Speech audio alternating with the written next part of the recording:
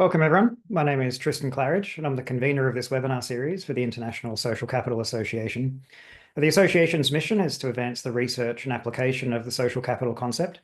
And if you're interested in finding out more about the association, you can check out our website, and of course you're welcome to become a member. In this session, we welcome Dr. Giacomo Solano for a presentation titled Negative Social Capital and Requests for Resources, the Case of Small Business Owners in Uganda. Giacomo Solano is Assistant Professor in Migration Inclusion at Nijmegen School of Management, Department of Economics and Business Economics.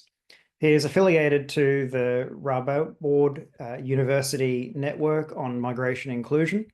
He holds a PhD in Social Science from the University of Amsterdam and the University of Milan Bicocca. His research interests include social and labour market integration of migrants, migrant entrepreneurship, comparative integration policies, social dynamics in developing countries, and social network analysis. We're delighted you've agreed to give this webinar. Welcome, Giacomo. Perhaps you could briefly introduce any other aspects of your background you feel are important before you get started on your presentation. Yeah. Thank you. Thank you so much. Thank you so much, Tristan, for the invitation. Maybe I work in the Netherlands at Radboud University, and I focus mainly on migrant inclusion from different aspects. And currently, actually, I'm working on two projects that maybe are interesting also for the audience. So the first one, actually, it does not relate completely to social network, social capitals, and it focuses more on the labor market inclusion of actually female refugees. And I'm trying to understand a little bit the role of digitalization and the challenges linked to digitalization. This is linked to a sector plan, so like a big research project funded by the Dutch government on digitalization and migrant inclusion. And then I'm also now going to start, I've just received a grant to start a new project on more the social resources, so social capital in a way, linked to online and offline networks and the role of social obligation.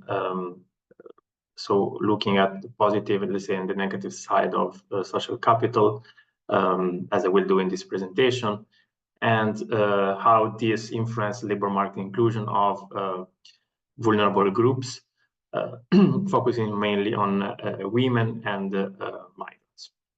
So it's what I'm currently working on, let's say.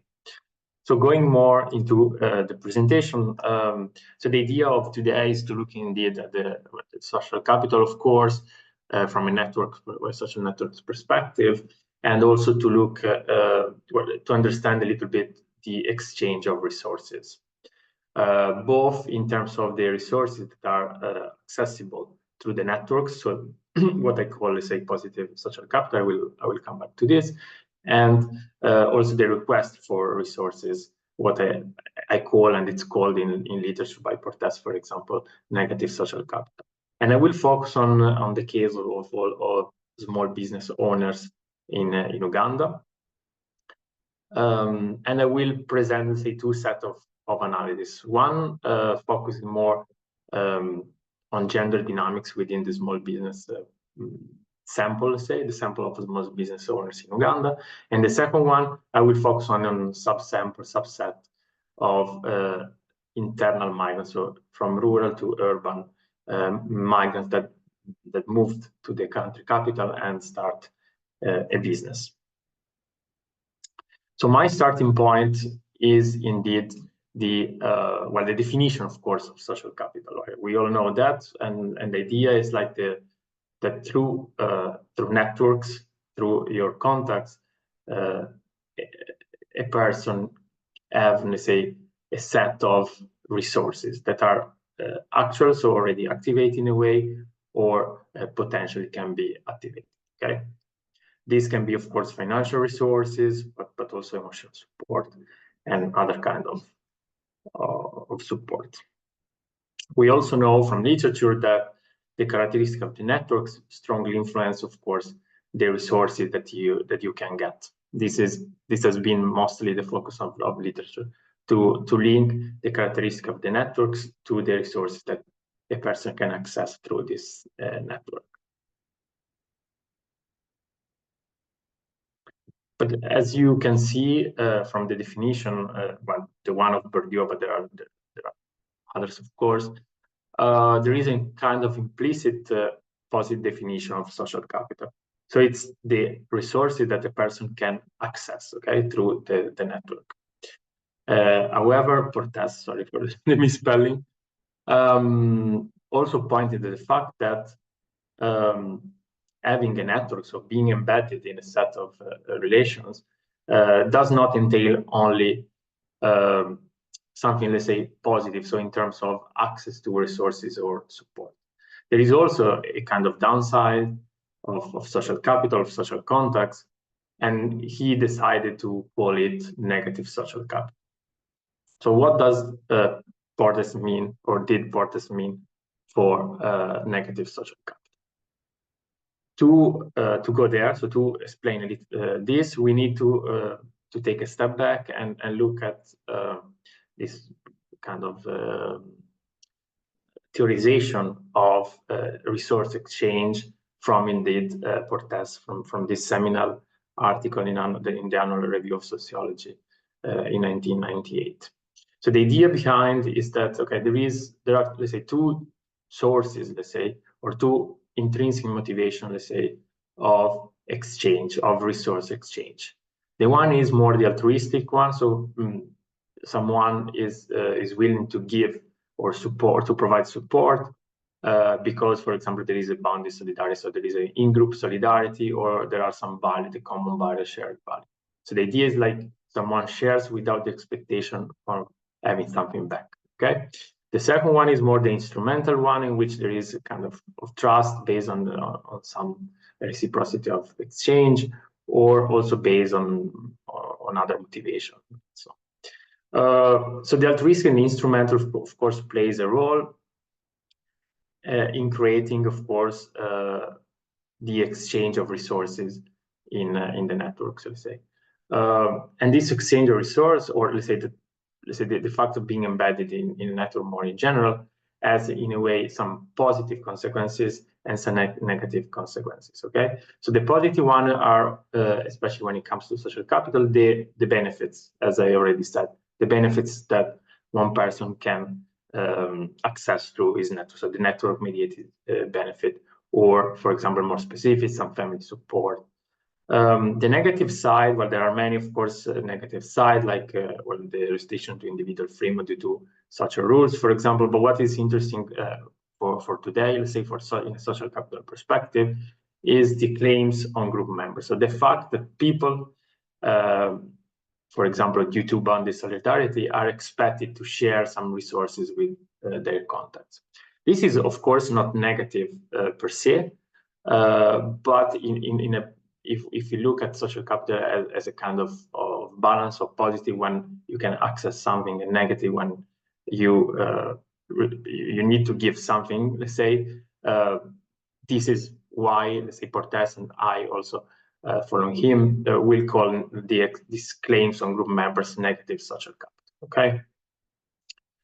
So just to be more specific, I define negative social capital as the pressure on an individual actor to incur in cost based, let's say, or by virtue of the membership in social networks.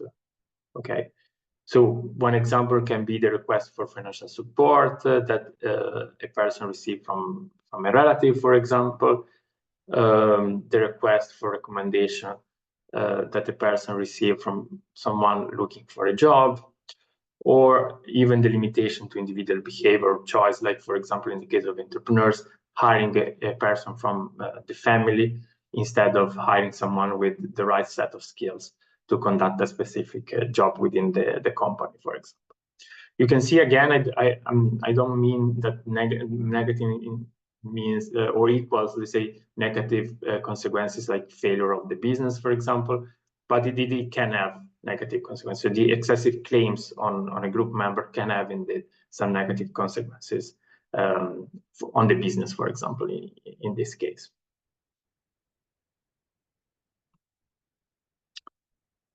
Okay, so this is more or less what I wanted to tell you in terms of the theoretical background, let's say, of my research. So again, it's based on Portes' work and this idea that there is also a downside of social capital. And this downside here, let's say, operationalized as a request for resources, especially for financial resources, is what Portes call and I call negative social capital. So today I'm going to look at negative social capital and positive social capital also by presenting you the case of a small business owner in Uganda, as I said. The idea is really to answer, let's say, or to understand a little bit more about what kinds of contacts and also social networks, so the kind of concept, but also the social networks as an entity are associated with both positive and negative social capital. And as I said, since it's the most, let's say, most critical for businesses, but also the one that it's easier, let's say, to study, let's say, and to catch, I looked at to financial resources. So positive capital when a person has access to financial resources through his or her network, and negative social capital when the person received a request for financial resources from some contacts, okay? So this research is actually from 2016, so it's not new, but I still believe, let's say, and I'm still working on that and publishing also. I've just published a paper on this actually. I still believe that the mechanism behind the research, the exchange of research, are still valid actually, and therefore I'm still presenting the research. So the idea, so the survey was actually conducted in Uganda, in both, as you can see at the bottom of the slide, in both Kampala, which is the country capital, and Nakaseke, which is a rural area in the central region of Uganda. So we, as I said, the field was in 2016, and we interviewed 608 business owners, almost 300 from the country capital, and another 300 from the rural area. Within the sample of the country capital, the urban sample, we also found, so we had this idea starting, we didn't know, actually we knew that rural to urban migration was pretty huge in Uganda. And we wanted just to check a little bit how many migrant entrepreneurs were in the city. So we simply ask a question like, were you born in a rural area? When did you move to Kampala? And we found actually that half of the sample in Kampala was actually a rural urban migrant. So in the end, we have this sample of 600, out of which 150 are rural urban.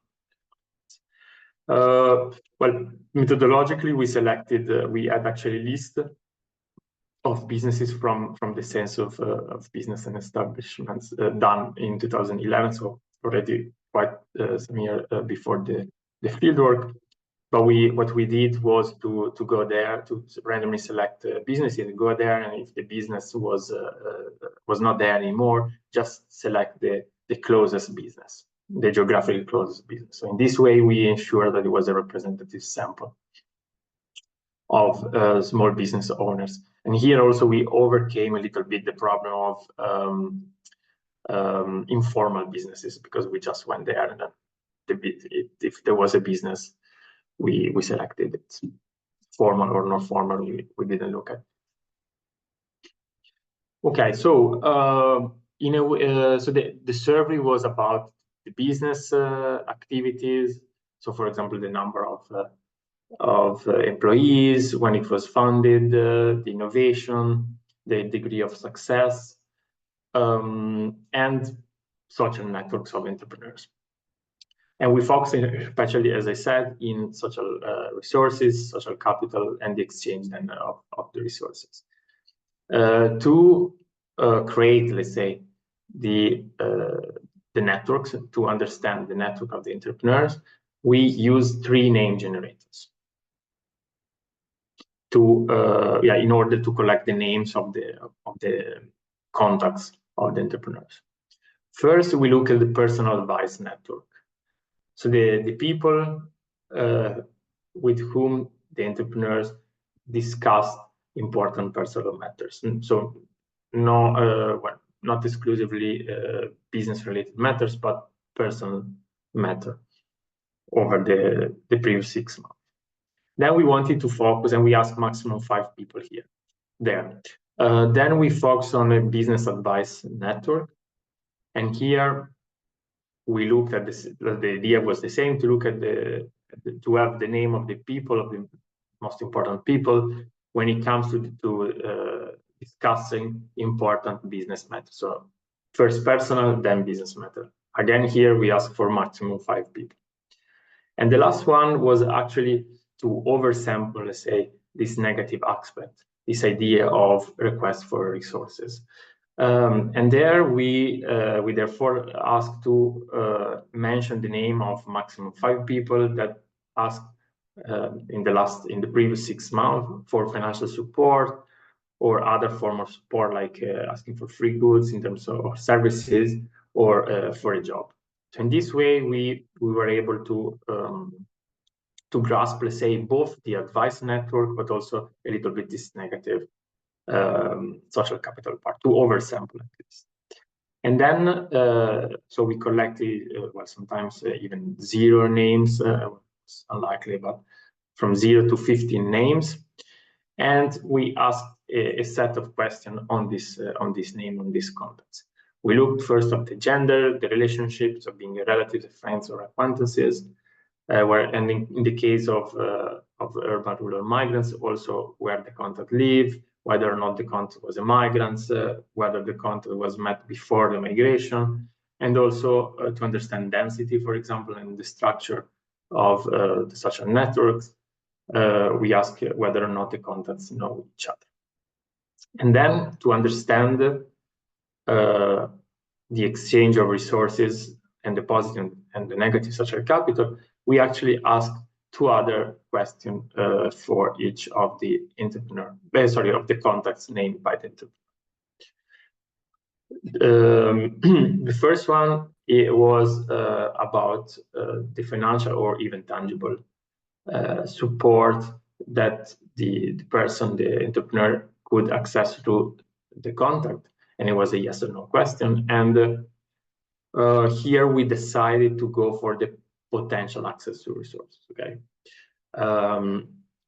so in a way, not the actual, but the potential resources that the entrepreneur can access.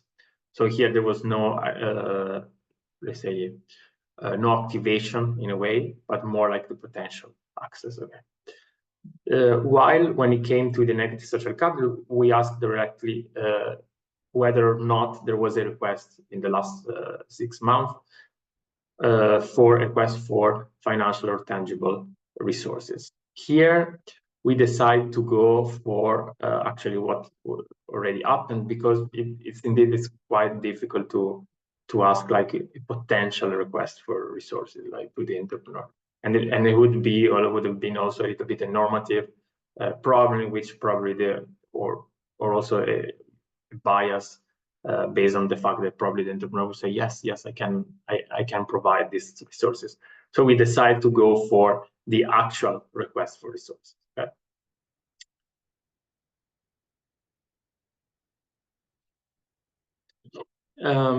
So based on, so we asked, as I said, these 2 questions and the others for each of the contacts mentioned by the entrepreneur, and we also then we were in a way able to look at also the positive social capital and negative social capital in terms of financial finances requested. in the sample. And we found that approximately 40% of the respondents were able to provide potentially financial support. This is an average, of course, of each network, let's say.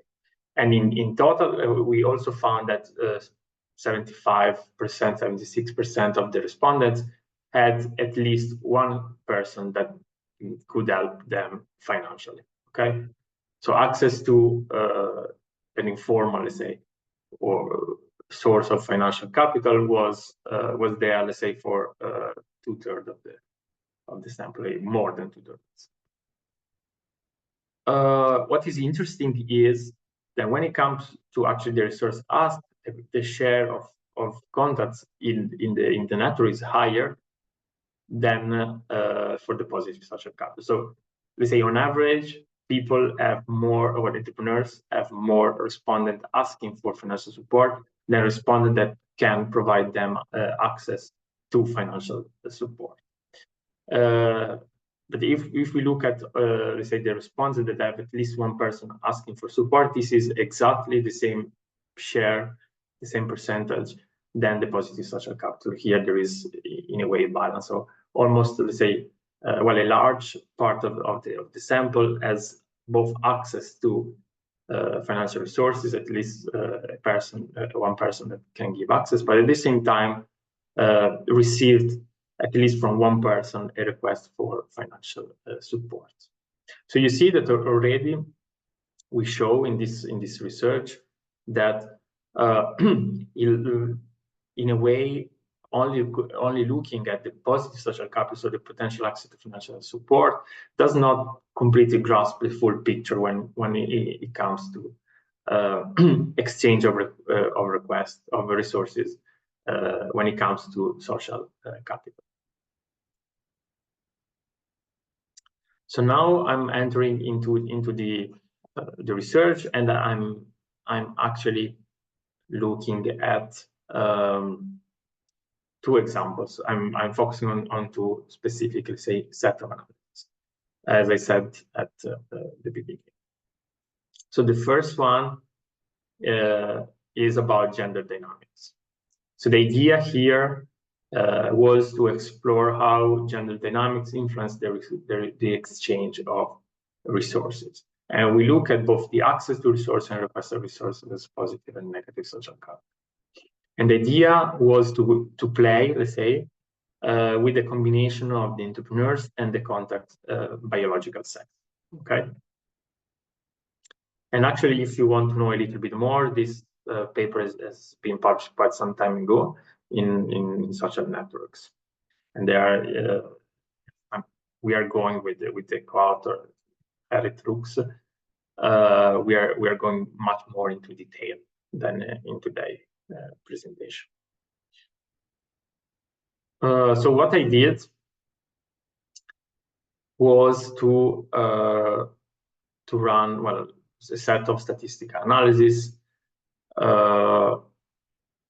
Here we use the multi-level regression model because we look at the ego characteristics. So we use ego variables and altered variables. So the kind of the structure of the dataset was a nested one. So that's why we use the multi-level approach. And since the dependent variables were whether or not the contact could provide access to financial resources or asked for financial resources. So we did actually two separate analyses. The first one, it was like whether or not the contact can provide access to financial resources. So it's a dummy variable, so logistic regression analysis. And then we did another set of analysis with the dependent variable asked for financial support. Again, 0, 1, so multi-level logistic regression. And we used three main kind of, let's say, three, four set of three, four independent variables, let's say. So the first one was the altered sex, so the contact sex. The second one was the ego sex. Then the homophily, so the idea that let's say the ego and the alter had the same sex. And then also we run an interaction analysis. I will show you as a fourth, let's say, but not independent variable. A fourth variable of interest. And then we use a set of control variables from both the networks, so for example, network size and network densities, the person, so like the age, education, but also the business, like for example, business size.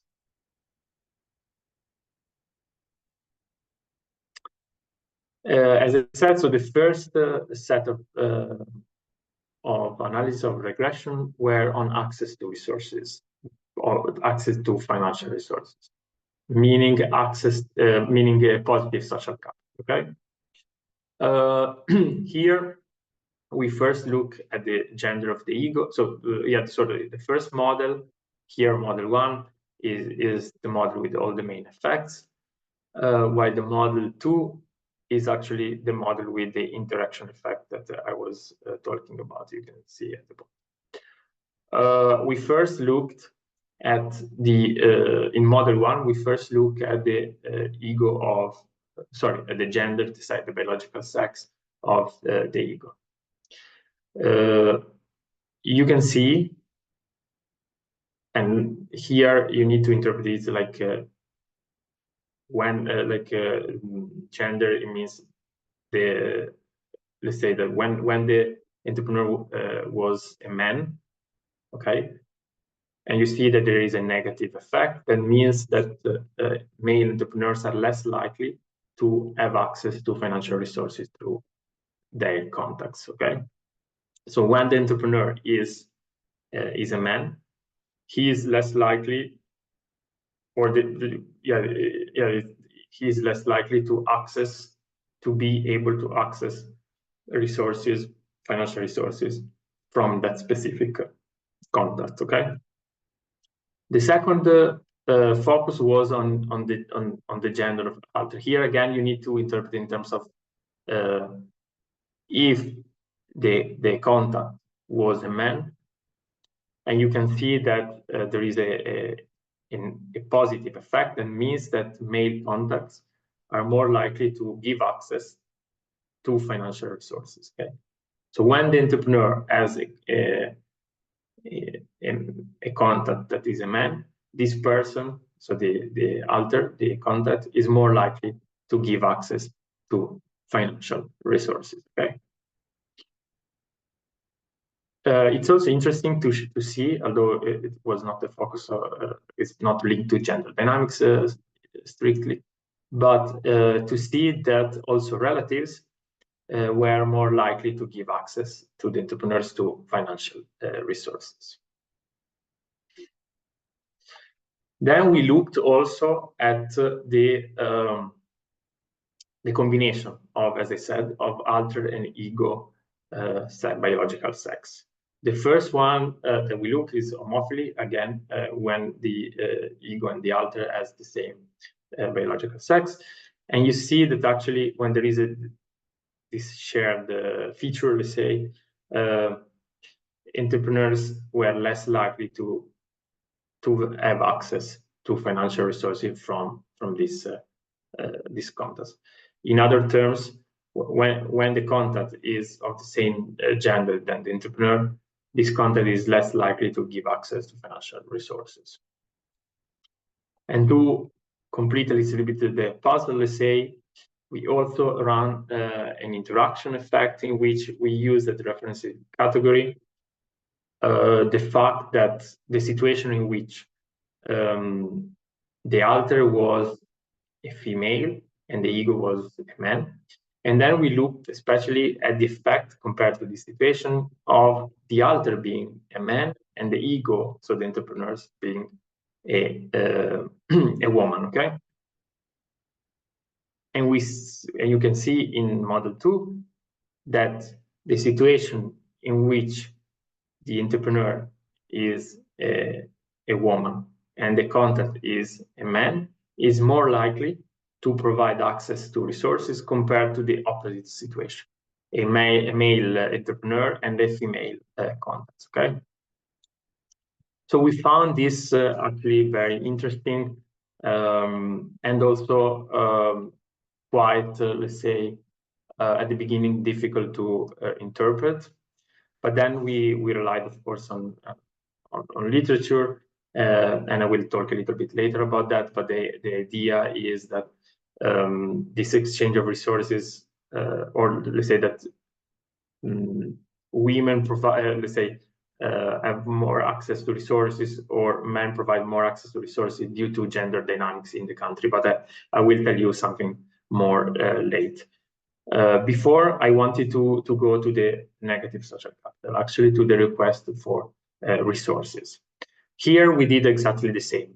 First, we looked at the situation in which the entrepreneur is a man, and we didn't find any significant result on this. So there is no difference, as I say, regarding the request received for resources between male and female entrepreneurs in the case of negative social capital. Then we looked then at the gender effects of the alter of the contacts, and here the negative coefficient means that male contacts are less likely to request financial resources, or the other way around, female contacts are more likely to request financial resources to the entrepreneur. Okay. Again, interesting. You remember that relatives were more likely to provide access to resources. Here we showed also that relatives were more likely to ask for financial resources.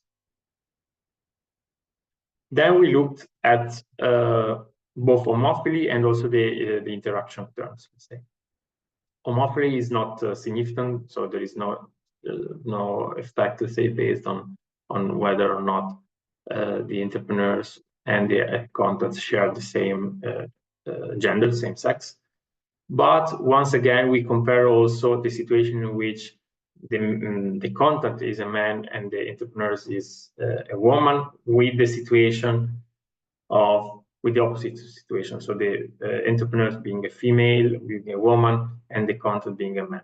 And we saw, okay, that male entrepreneurs are more likely to receive requests for financial resources from female alters, okay? So for female contact, compared to the opposite situation, the one that I said, so basically female entrepreneurs and male contacts, okay? Once again, this pointed the fact that female alters are more likely, let's say, to ask for resources, especially to men, the entrepreneurs are men.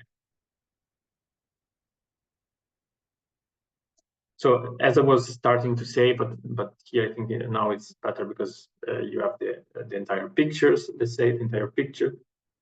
So the results really pointed at the fact that this idea pointed at the gender dynamics, and this idea that women were more likely to request, let's say, resources, and they give less access to resources.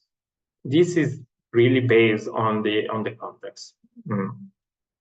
So first of all, from literature, we saw that in Uganda and in other countries, of course, especially in Africa, women face a lot of difficulty in accessing financial resources, especially by formal institutions like through loans from banks, for example.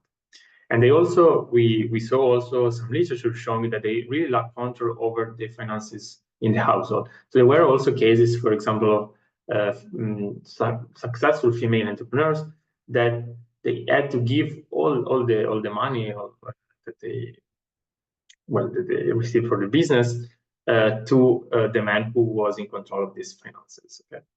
So these points at the fact that women in general and female entrepreneurs, in particular in this case, have less financial power than men, and therefore the results are explained by the fact that in most of the cases for female entrepreneurs or for women in general, requesting support, financial support from the husband or the male relatives is the only option, let's say, to obtain any kind of financial support. This, of course, works especially for women entrepreneurs, for female entrepreneurs.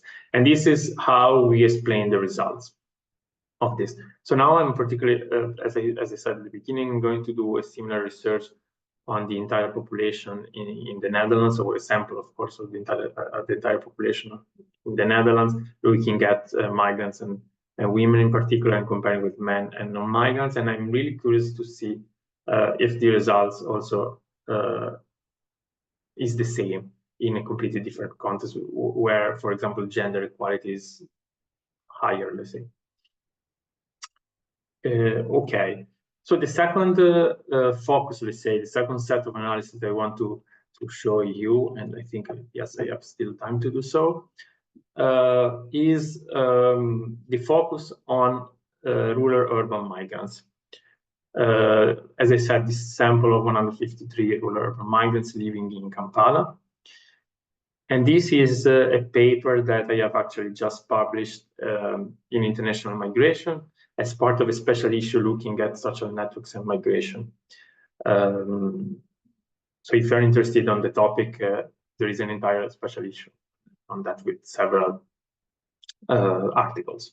So here, actually, my goal was to understand the type of social networks and the type of social network that is more likely to be associated, let's say, to produce negative social capital. Here again, negative social capital was operationalized as a request for financial resources.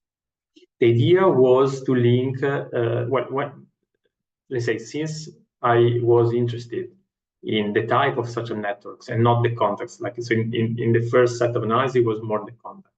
Here is more like the type of networks, let's say, that is associated to negative social capital. So since I was interested in that, I looked more, I introduced, let's say, also in the analysis, the discourse on bridging and bonding social capital. So I wanted to check, let's say, which kind of social capital bridging of bonding is more associated with negative social capital, so the request for financial resources. We all know what is bonding and bridging social capital, but just to refresh, let's say, so in bonding social capital refers to connection and embeddedness in, let's say, dense, close-knit networks that are composed, let's say, mostly by homogeneous contacts. And here, and what is interesting for my analysis, what is emerging is an altruistic motivation behind the exchange of resources, but at the same time, of course, the social obligation, for example, to exchange resources. Then you have, of course, bridging social capital, which refer, let's say, to embeddedness in more sparse or less dense networks with, say, a variety of contacts. So these networks are composed more by heterogeneous contacts, let's say. And here, actually, what is emerging and what the literature shows, talking again about Fortes' model, let's say, is that there is more an instrumental and less altruistic motivation behind the resource exchange. Okay, so starting from these two from these two conceptualizations of negative social capital and bonding versus bridging social capital, and the definition of bonding social capital especially, my expectation was that bonding social capital was more likely to produce negative social capital. And the way I operationalize bonding social capital is to look at the three main characteristics behind bonding social capital, as literature said. So the first one is group membership, okay? And here, since I was focusing on migrants, rural urban migrants, I conceptualize group membership in three ways. The first is like being the contact for the migrant group, being the contact from the rural area, or being the contact a relative. Of course, the kinship also talks to the strength of the tie strength, which I also personalize in terms of contact met before migration. People that they were met before migration, I hypothesize they are, let's say, more connected with the migrants. And then bonding social capital also relate to the network, so to the closure to the structure of the network, and therefore denser network are representation of bonding social capital. And therefore, I kind of expected that all these, let's say, variables are positively related, positively associated to negative social capital in the analysis that I'm going to show you right now. So that was the expectation. So bonding social capital equals more negative social capital through, and they tested this through these 5 variables. Once again, I used regression analysis. Here, since the dependent variable was the share of people that asked for financial support, so only here I focus only on negative social capital. It's not a multi-level analysis. It's at the aggregate level, at the entrepreneur level. So it's a not multi-level regression. It's a normal regression analysis. And here I use the density, the share of relatives, the share of contacts met before, the share of migrants, the share of rural contacts, and the share also of male, just to check that, plus some other control variables in the model. So here, this is different visualization compared to the other, but it's exactly the same. You can see, you can see the effect of the variable of each variable on the share of people asking for financial support. When, of course, the effect is in between the red line, it means that it's not significant. So you can see that denser networks are associated with a larger share of people asking for support, for financial support. The same goes with the share of migrants and the share of rural contacts, let's say, that are associated with more negative social capital. The only two, let's say, deviation from my expectation are the share of relatives, which is not significant here,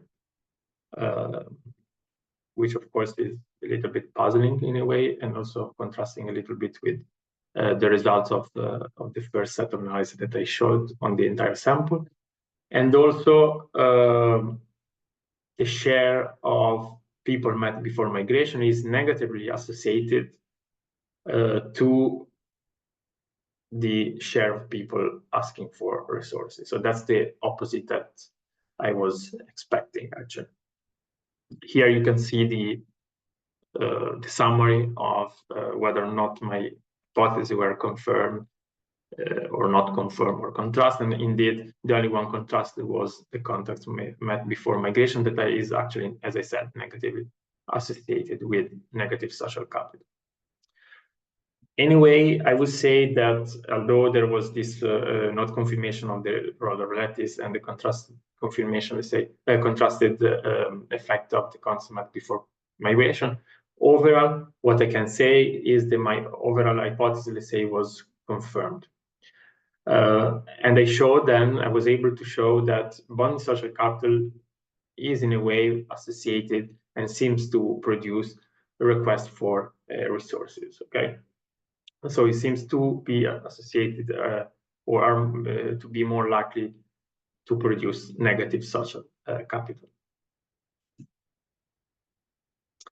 So these are actually, this is my last slide. And I want just to recap a little bit the entire presentation and to point at 2 main results and also some ideas for the future, let's say. Well, let's say that first of all, this research on Uganda entrepreneurs provide I would say, a methodological contribution by showing how to quantitatively, let's say, operationalize the concept of negative social capital. So before it was done, this was done more mostly in qualitative research, not using a social network approach, for example, and also or let's say if this message of excessive claims was more conveyed through anecdotal examples. Okay, so now I hope to have established one of the possible, of course, measure, let's say, or ways to use and to personalize negative social capital in quantitative surveys, in quantitative analysis. And then in my two, let's say, set of analysis focuses, I showed first of all that when it comes to both positive and negative social capital, gender dynamics play a stronger role, as you saw in the presentation. I want to add that, in my opinion, this is really context-based, or the results of my paper were really context-based. As I said, I really look forward to the analysis of this survey that I'm going to conduct in the Netherlands to see if the results are confirming a completely different situation, let's say. And the second one, from the second set of analysis, that bonding social capital is the one that produced the most, let's say, this request for resources. Okay. Concerning the next step, well, the first one is what I just said. So to replicate a little bit, to check these results also in a Western context, it might be that also the analysis on bonding social capital, the results on the association between bonding social capital and negative social capital might be different in a Western context, and gender dynamics, as I said, same. And the other one is something that I could have done already, actually, with this data set of Uganda entrepreneurs, but I want to look more on it in this new survey that I'm going to do in the Netherlands, and is to look at the reciprocity also of this exchange. Because so far I took, let's say, positive and negative social capital as two distinct things, but as also Portas shows, actually the exchange of resources is indeed a two-way exchange of resources. So therefore the positive and the negative side of social capital are strictly linked. So the idea is in this next survey to look also at the reciprocity of the exchange. And also, last point that I didn't mention here, and then I'm going to conclude, I would like also to look at the activation of the positive social capital. So far, it was more in terms of potential activation, potential access to social capital. I want in the next survey also to look at the actual access to resources. And with this, I conclude, and thank you so much for your attention. And yeah, I look forward to your questions. Thank you so much. Great. Thanks so much, Giacomo. So we'll have some questions and answers now. So feel free to either raise your hand within Zoom, or alternatively, you can post in the chat. If you do post in the chat, I'll call upon you to unmute yourself to ask your question. But of course, if you're not in a position to do that, I'd be happy to read the question out on your behalf. But make sure you let us know that's what you'd like me to do in the chat. So perhaps I can start while we're waiting for people to raise their hand and post their questions in the chat. Perhaps I can start with a question, because I think you've already alluded to it, the suitability of requests for resources as a proxy for negative social capital. You know, it's complex. So can you talk a little more about the process you went through to identify that as a suitable proxy, and also the point you made at the end about reciprocity potentially being involved in that? That I guess what comes to mind immediately for me is that requests for resources aren't necessarily negative if they're part of a reciprocal arrangement with somebody, or a reciprocal outcome with somebody. So yeah, if you could talk a little bit more about the suitability of that as a proxy. Yeah. Well, so this was based on a previous research that was done already in Uganda by Gerrit Rooks, in which there was also a set of qualitative interviews to identify a little bit the emerging, say, topics and trends in social capital, let's say, and well, related to the networks of entrepreneurs. And we saw that it was continuously emerging this idea of like, I had to give this, I had to support this person. So that's a little bit the empirical, let's say, starting point from from us when we decide to personalize this concept of negative social capital. Then most of the time, this idea, in these interviews, there were like always reference to the financial capital. But indeed, actually, I didn't mention it in the presentation, but we also asked about other forms of support requested and provided. For example, as I think I mentioned here, but it was not explicit about that, request for free services or also free labor sometimes, or for example, also to have a job in the company. So we look at different possibilities in the analysis, but also looking a little bit at the descriptives. Financial was the one working the best, because I think it's the one that it's easier to catch, and it's in a way it's more objective, let's say, whether or not the person asked for financial resources. So that was our reasoning behind that. We thought indeed that financial was the most pure, let's say, case, let's say, or example of excessive claims, coming back to Portas' definition of identifications.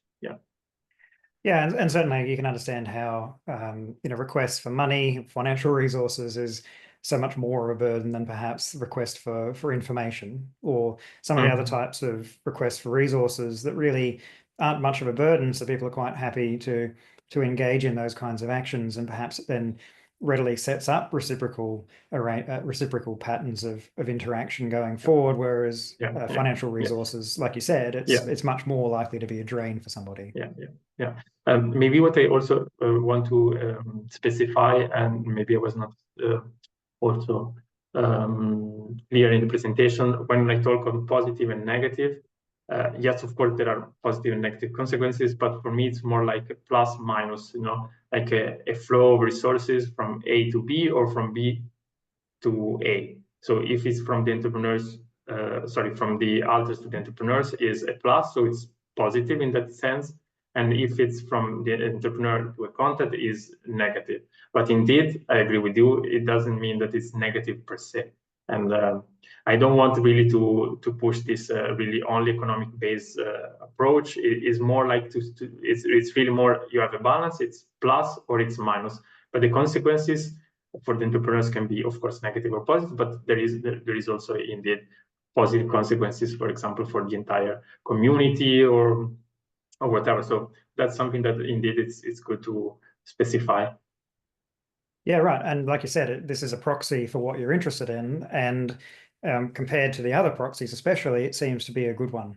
And so, like with all proxies, we simply acknowledge that it has limitations, and we use the results accordingly. So let's come to a question from the chat, and then we'll come to Kate next after that. So Mary Jane in the Philippines asks, here in the Philippines, in some and many instances, social capital outweighs financial capital. However, at some point, it brings down the business because gains go to social expenses, in particular to extending family members or people within the same ethnic group in the community. So her question is, in the study, did social capital tend to outweigh financial capital? And if yes, how did this affect the growth of the business? Yes, this is in. Well, I think the answer first. Well, I don't have a clear answer, but of course there is more than financial capital, and social capital is indeed much more than financial capital. So in a way, I don't know if outweighed, but indeed there is other than financial social capital. What actually on the second question, like how, for example, the positive or a negative financial capital affect the growth of the business here, I cannot answer that because we indeed try to see whether there was an effect of a negative or positive social capital on the business size, for example. And what we found always a positive effect of both positive and negative.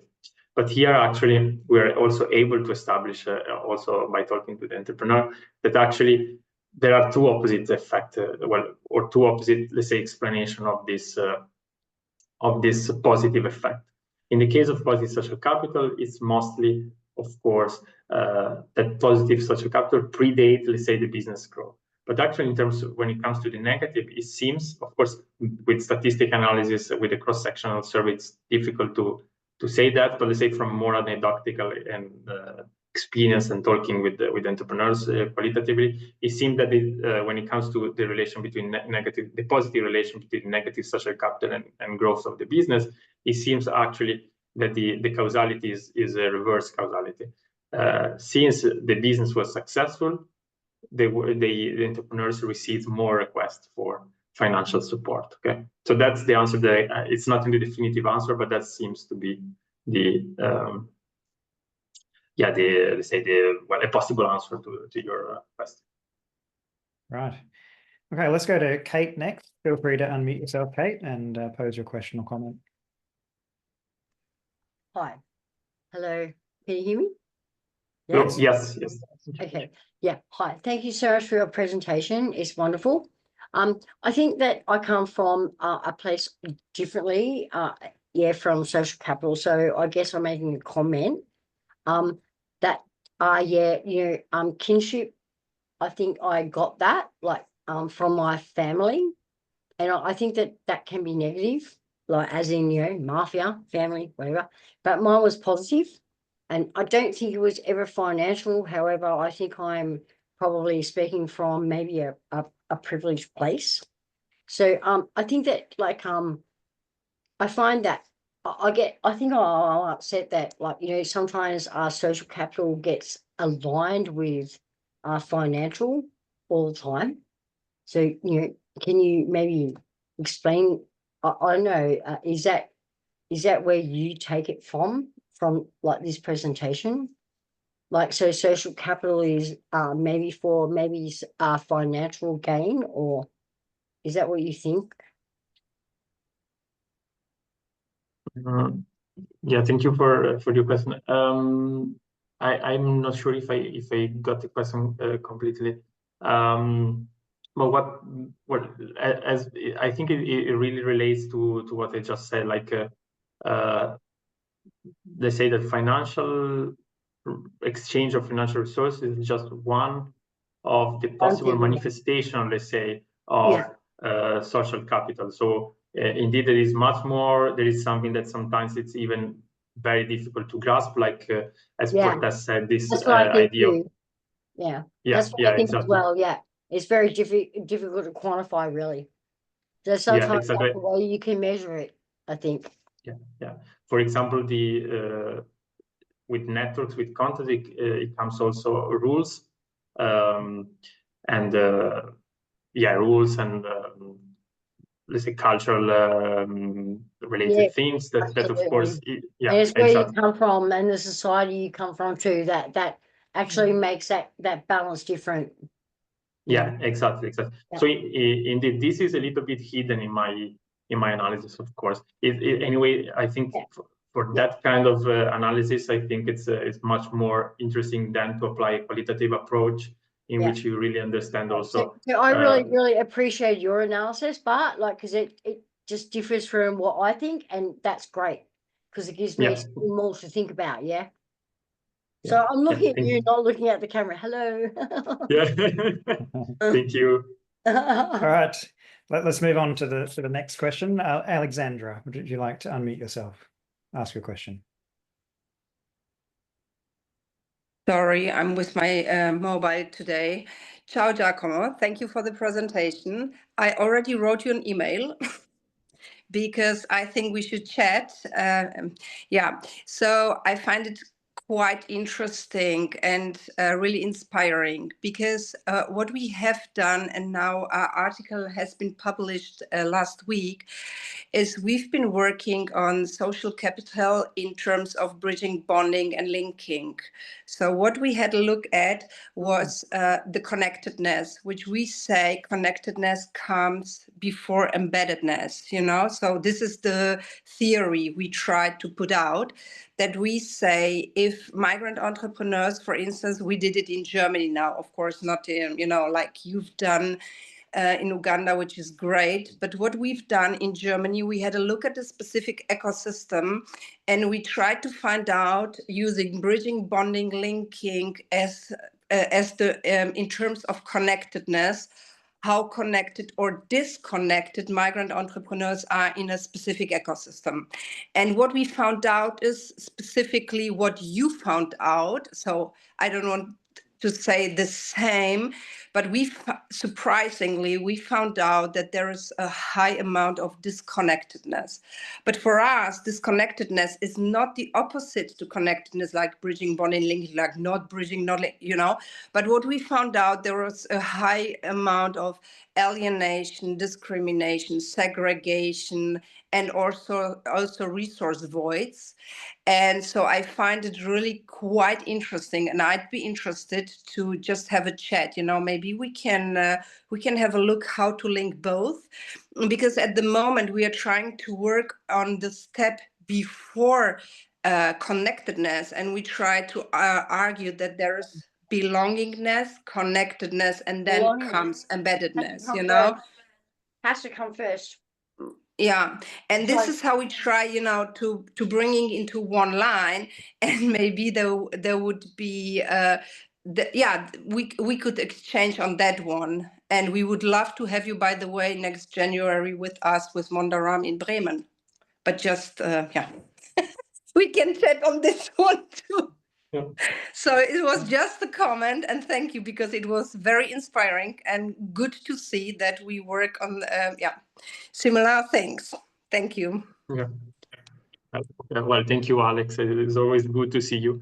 Yeah, no, absolutely. I think it's a very interesting point, and indeed, yeah, I think it's super interesting to look at also at, let's say, the connectedness before, and especially in the case of migrant entrepreneurs, that of course they move across countries and they need to rebuild a life in the country. Yeah, no, so it's super interesting, and that also resonates with this survey that I'm going to do in the Netherlands, in which I will focus on also on international migrants, well, not entrepreneurs, but migrants in general. But I think yeah, we can find good, and we can talk about January indeed in Bremen. Okay, thanks. So we've still got a little bit of time for more questions. If you have any or comments, feel free to either raise your hand or post in the chat. We do have one coming through from YouTube. Nijmegen asks, why was bridging social capital not considered? I think he refers to or she, I don't know, refers to the second presentation. Yeah, so in my view, actually, I consider it like, I don't know, I know that it's not completely the opposite, let's say, but if we think about bridging and bonding as a continuum, let's say, then it was considered, because it was actually, for example, you have bonding when there was a larger share of migrants, you would have bridging when you had a lower share of migrants. So it was super complex to diversify in a different way. So I decided for the analysis to look at bonding and bridging as two opposite situations. And then I was entering through bonding, but I could have entered, let's say, or theoretically from bridging as well. So for me, actually, I look at both, let's say. Yeah, and I think, not to speak for you, of course, because you've got the reasons why you presented it in the way you did, but there was a clear hypothesis there coming out of previous literature that bonding social capital would be associated with more negative social capital. And so I think perhaps that was part of the reason why you wanted to specifically investigate that and focus more on that. Yeah. Yeah, no, indeed, I decided to, let's say, to enter through or to get, let's say, and to start with bonding, of course. Yeah, for the literature that we're suggesting that. So again, it was an effort to kind of put into to quantify, let's say, what was already suggested by either, well, but mostly qualitative research, actually, sometimes not using a social network analysis. Yeah, great. So we still have a little bit of time. If anybody has any final questions, now would be the time to get them in. Perhaps one last question from me would be, I know in the paper you talked about some of the limitations of the study that you did, particularly that last one on the bonding and bridging the rural-urban divide. I guess my question is, what would you do differently? Like, what would you like to overcome, and how would you like to improve, or what would the next study be that would look more deeply into this? Well, I would say that the first one would be the activation, as I mentioned. So we created these two measures that were of positive and negative. They were a little bit different, so there was a kind of imbalance here. And this was also actually the reason why I decided then not to focus on reciprocity, but to look at negative and positive different. But I think that in a way, the missing link was activation. So activation of so the actual support, which is also again different. So also literature show that it's not just the resources that you can access, but also whether or not you activate these resources. That is different for different groups of people, of individuals. Like for example, women are less likely to activate, and so on and so forth. So I think what I would do is, and I will do in this survey in the Netherlands, is to look also at the activation, not only at the potential resources and the actual request, let's say. So that, and something else that I'm not going to do in the next study, which is something that I would like to do, and maybe actually I can try to do, is also to have qualitative interviews on the side. So indeed, in the papers, I'm pointing at the fact that I'm not explaining in the end the mechanism. I'm just showing a picture, let's say, and hypothesize some mechanism behind that, but it's not really explained in a way. So coupling, let's say, my quantitative analysis with some even 10, 15 select, not so many in qualitative interviews to understand the mechanism, I think it would be an added value to the research. So it's something that I'm not planning to do, but probably I will try to do in the end also in this new research that I'm conducting in the Netherlands. So that's are the two, let's say, points. Yeah, I think both of them are great points. You know, for me, when you're talking about the definition of social capital, the key word that sticks out to me as being really important is the ability to gain access to resources through networks. And that ability links with the nature of capital, that capital is a potential, you know, it's a stock of potential that provides future benefits and outcomes. And ability, a key part of that ability, has to come down to the activation. And if women can't activate it, then there isn't much of an ability there. They don't have much social capital there. So I think that's a really good point. And the other point you made as well about the qualitative side makes an awful lot of sense. I'm often surprised by how little research there is in social capital that uses mixed methods, or in fact even qualitative, because that really descriptive component that helps to dig into and understand these complex processes that are going along. So that would be great work to do as well. So let's see, Thomas has raised a hand. Feel free, Thomas, to unmute yourself and pose a question or a comment. Good morning to the Europe zone and good afternoon, I guess, to the rest of the colleagues. Thank you. So first of all, thank you, Giacomo, for picking up the topic. I think it's a great and still great area of research. So good to have the steer in. I found, like it was already said, this interesting to associate closely this negativity with just asking for capital. But even more so, and that's contrary to Tristian's opinion. I think that actually it would be very worthwhile to deepen the factual from potential. So even beyond the activation, buying both activation and reciprocity together, and that is because of its function to the growth of trust. So this is like a critical component without which it's all very virtual. It is potential until it's activated, but even further, once it's activated, it's only first step to the reciprocity. And this is only an entry to the growth. So from the really the social phenomena, from getting this into a working capital, not just theoretical capital, it's a far way, and I think this is actually a critical element to the worthiness of these phenomena. So I'd be very curious and looking forward to the results of your study in Netherlands, because I'm quite sure that you actually take those experiences further, and I'd be really looking in taking this into insights of what's happening at working capital, not only at theoretical. I do believe that it's a big step. It sort of filters out a lot of observations, and what is reality. It's like at least one order of magnitude, if not more, different to what seems to be. Looking forward. Yeah, thank you.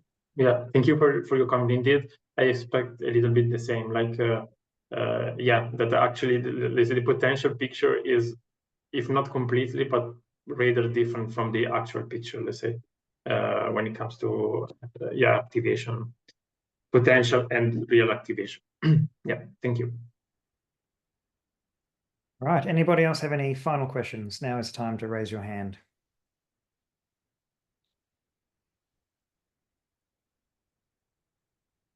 Doesn't sound like we have any final questions. So Giacomo, thanks so much for presenting. We really appreciate it. It's always great to hear about research that's going on and to have these really important discussions about the concept, the theory and the research that's happening. Thank you so much. Thank you for the invitation. Well, it was a pleasure for me as well. And then, well, I will probably come back when I have the results of this survey in the Netherlands then. Yeah, that'd be great. We'd look forward to it. Thank you very much. Thank you. Thank you, everybody. Thank you. So this is our ongoing webinar series. Next week, we have some workshops on social capital research and design run by Dr. Beverly Sloan. The following week, we have a webinar on social capital and community heterogeneity, which looks at a 2019 county level analysis in the United States. So details about those events and upcoming webinars are available on our website. Thanks again, everyone. Look forward to seeing you all again in future. Bye. Thank you.